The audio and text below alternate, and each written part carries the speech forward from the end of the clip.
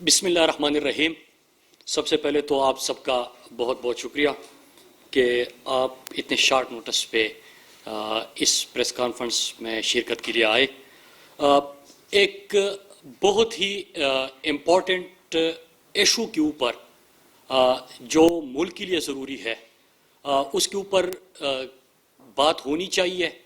اور ان چیزوں کے اوپر آج آپ کو یاد ہوگا کہ 9 دسمبر کو EU ڈس انفو لیب کا ایک رپورٹ آتی ہے، اور جس میں انڈیا کو اور انڈیا کے جھوٹ کو، انڈیا کے پروپیگنڈے کو بے نقاب کیا جاتا ہے.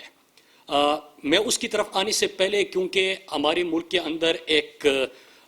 تماشا لگا ہوا تھا، میں اس کے اوپر بات تو نہیں کروں گا زیادہ، لیکن اتنا کہوں کہ پارلیمنٹ میں تحریری طور پہ NRO مانگا، وہ نہیں ملا تو سڑکوں پہ نکل آئے، اور پھر پاکستانی قوم کا شکریہ کہ انہوں نے سیاسی اور انتخابی میدان میں ان کو شکست دی،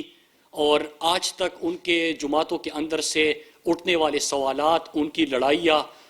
ان کے ناکامی کے اوپر ایک دوسرے کو مورد الزام ٹھہرنا، یہ تمام سلسلہ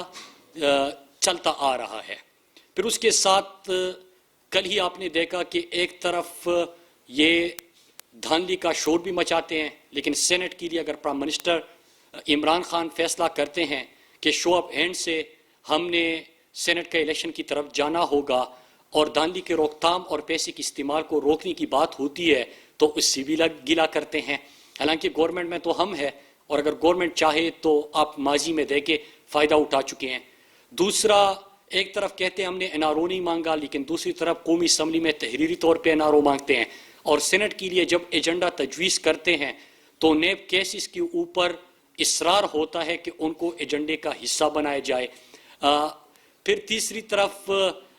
اپنی ناکامی کو چھپانے کی کوشش ہوتی ہے، لیکن جو پارٹی سے اٹھنے والی آوازیں ہے کہ اگر منتخب نمائندے سوال کر رہے ہیں کہ ایک شخص اشتہاری بن کے لندن بیٹھا ہوا ہے تو ہم ان کی کمپین کیوں چلائیں، ہم ان کے NRO کی مہم کیوں چلائیں، تو بات سمجھ میں آتی ہے. لیکن میرے خیال سے یہ چیزیں اس وقت اہم نہیں ہے، ان کا تماشا قوم نے مسترد کر دیا ہے، اور اہم ترین جو چیز ہے میں اس کے اوپر آپ کی توجہ دلانا چاہتا ہوں. میں نے بات کی EU ڈس انفو لیب کی کہ انہوں نے 9 دسمبر کو ایک رپورٹ شائع کی، اور میں پھر سے قوم کو بتاؤں کیونکہ میں نئی چیزیں آج چند سوال قوم کے سامنے رکھنا چاہتا ہوں کہ یہ رپورٹ آتی ہے، اور میرے خیال سے یہ صرف اور صرف سٹوری بڑی نہیں، یہ اس وقت دنیا کے اندر اگر ہم دیکھیں تو یہ ایک بم شیل تھا کہ انہوں نے کس طرح انڈیا 15 سال سے پروپیگنڈا کر رہا تھا، جھوٹ پھیلا رہا تھا، مختلف فیک NGOs کا استعمال کرتا تھا،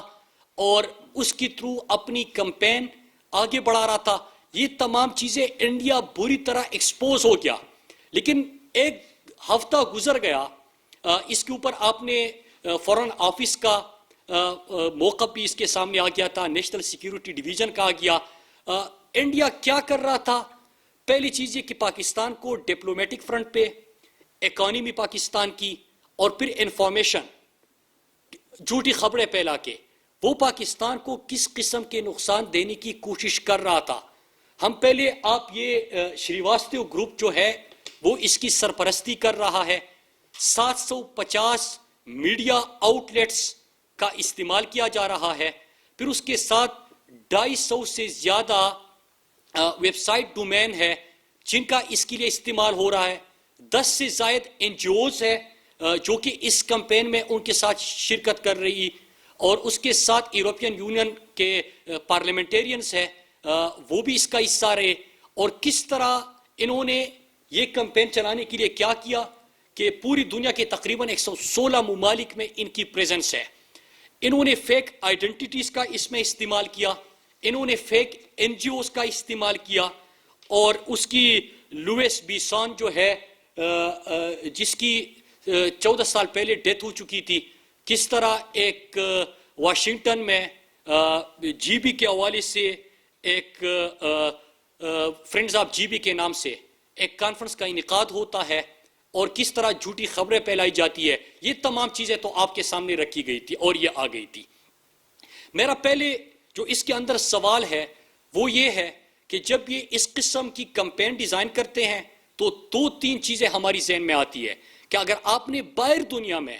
پاکستان کے حوالے سے پاکستان کے خلاف کوئی پروٹیسٹ دیکھا ہو تو اس میں آپ بھی سوچ رہے ہوں گے کہ یہ چہرے تو پاکستانی نہیں ہیں،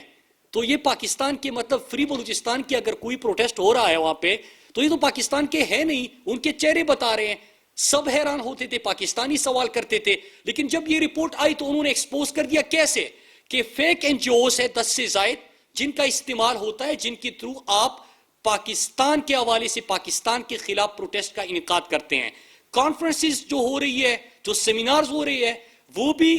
جعلی ہوتے ہیں، پروپیگنڈا بیس ہوتے ہیں. پھر ان کو ہوا دینے کے لیے جن چیزوں کا استعمال ہوتا ہے اس میں 750 میڈیا آؤٹ لیٹس ہیں. انڈیا کی اے این آئی کا آپ نے دیکھا کہ کس طرح وہ اس پروپیگنڈے کی تشہیر کرتا ہے. انڈین کا مین سٹریم میڈیا تو پہلے سے لگا ہوا تھا، لیکن اس کے ساتھ ساتھ